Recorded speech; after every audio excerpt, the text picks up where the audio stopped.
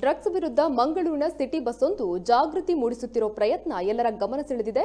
ಮಂಗಳೂರು ನಗರದ ಸ್ಟೇಟ್ ಬ್ಯಾಂಕ್ನಿಂದ ಮಂಗಳಾದೇವಿಗೆ ಸಂಚರಿಸೋ 27 ನಂಬರ್ನ ಗಣೇಶ್ ಪ್ರಸಾದ್ ಬಸ್ನ ಮೂಲಕ ಡ್ರಗ್ಸ್ ವಿರುದ್ಧ ಜನಜಾಗೃತಿಯನ್ನ ಮೂಡಿಸಲಾಗುತ್ತಿದೆ. ಈ ಕುರಿತು ಪ್ರತಿಕ್ರಿಯೆ ನೀಡಿರುವ ಸಿಟಿ ಬಸ್ನ ಮಾಲೀಕರ ಸಂಘದ ಅಧ್ಯಕ್ಷ ದಿಲ್ರಾಜ್ ಆಳ್ವ, ಪ್ರಜ್ಞಾವಂತರ ನಗರಿ ಮಂಗಳೂರಿನಲ್ಲಿ ಇತ್ತೀಚಿನ ದಿನಗಳಲ್ಲಿ ಡ್ರಗ್ಸ್ ಹಾವಳಿ ಹೆಚ್ಚಾಗ್ತಿದೆ. ಈ ನಿಟ್ಟಿನಲ್ಲಿ ಮಾದಕ ದ್ರವ್ಯದ ದುಷ್ಪರಿಣಾಮಗಳ ಬಗ್ಗೆ ಜಾಗೃತಿ ಅನಿವಾರ್ಯವೆನಿಸಿದೆ. ನಮ್ಮ ಸಿಟಿ ಬಸ್ ಕೇವಲ ಜನರ ಪ್ರಯಾಣಕ್ಕೆ ಮಾತ್ರವಲ್ಲ, ಜನಜಾಗೃತಿ ಮೂಡಿಸುವ ಒಂದು ಮಾಧ್ಯಮ ಕೂಡ ಹೌದು. ಈ ಹಿನ್ನೆಲೆಯಲ್ಲಿ ಜಾಗೃತಿ ಮೂಡಿಸುವ ಕೆಲಸ ಮಾಡುತ್ತಿದ್ದೇವೆ ಎಂದಿದ್ದಾರೆ.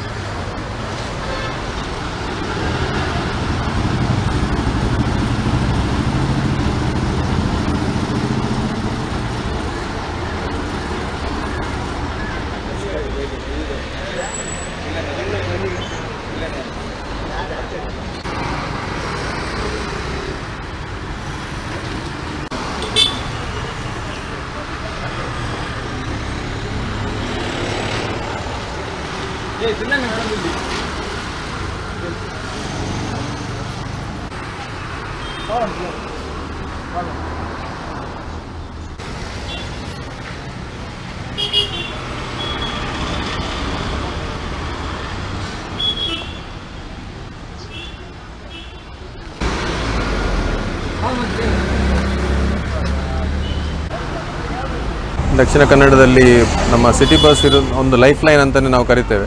ಅದೇ ರೀತಿ ನಮ್ಮ ಸಿಟಿ ಬಸ್ಗಳಲ್ಲಿ ಕಳೆದ 4-5 ವರ್ಷಗಳಿಂದ ನಿರಂತರವಾಗಿ ನಾವು ಸಾಮಾಜಿಕ ಒಂದು ಮೆಸೇಜ್ ಕೊಡುವಂಥದ್ದು ನಿರಂತರವಾಗಿ ನಮ್ಮ ಬಸ್ಗಳಲ್ಲಿ ನಾವು ಮಾಡ್ತಾ ಬಂದಿದ್ದೇವೆ. ಅದು ಸ್ವಚ್ಛ ಭಾರತ್ ಆಗಿರ್ಬೋದು, ಅಥವಾ ನಮ್ಮ ಸೇವ್ ವಾಟರ್ ಆಗಿರ್ಬೋದು, ಅಥವಾ ಇತ್ತೀಚೆಗಷ್ಟೇ ನಾವು ಮಾಡಿರುವಂಥದ್ದು ತುಳುನಾಡಿನ ಲಿಪಿಯ ಬಗ್ಗೆ ಮತ್ತು ತುಳುನಾಡನ್ನು ನಾವು ನಮ್ಮ ರಾಜ್ಯ ಭಾಷೆಯಾಗಿ, ತುಳುವನ್ನು ರಾಜ್ಯ ಭಾಷೆಯಾಗಿ ಮಾಡಬೇಕಂತ ಹೇಳೋ ಒಂದು ದೃಷ್ಟಿಯಲ್ಲಿ ಕೂಡ ನಾವು ನಮ್ಮ ಬಸ್ಗಳಲ್ಲಿ ಅವೇರ್ನೆಸ್ಸನ್ನು ಕೊಟ್ಟಿದ್ದೇವೆ. ಸರ್ಕಾರದ ಒಂದು ಗಮನಕ್ಕೆ ತರುವಂಥ ಒಂದು ವ್ಯವಸ್ಥೆ ಕೂಡ ಅಲ್ಲಿ ನಡೆದಿದೆ. ಇಲ್ಲಿ ಈಗ ನಾವು ಡ್ರಗ್ಸಿನ ಅಂದರೆ ಇವತ್ತೇನು ರಾಜ್ಯದಲ್ಲಿ ಆಗಿರ್ಬೋದು ಅಥವಾ ನಮ್ಮ ನಗರದಲ್ಲಿ ಈ ಡ್ರಗ್ಸಿನ ಏನು ಯುವಜನತೆ ಯಾವ ರೀತಿ ವಾಳ್ತಾ ಇದ್ದಾರೆ ಇದಕ್ಕೆ ಅಂತ ಹೇಳುವ ಒಂದು ಇದಕ್ಕೆ ನಾವು ಅವೇರ್ನೆಸ್ ಕೊಡಬೇಕಂತ ಹೇಳಿ ದೃಷ್ಟಿಯಲ್ಲಿ ನಮ್ಮ ಬಸ್ಗಳನ್ನು ನಾವು ಅವೇರ್ನೆಸ್ ಒಂದು ಸ್ಟಿಕ್ಕರ್ಗಳನ್ನು ಹಾಕಿದ್ದೇವೆ. ಇಲ್ಲಿ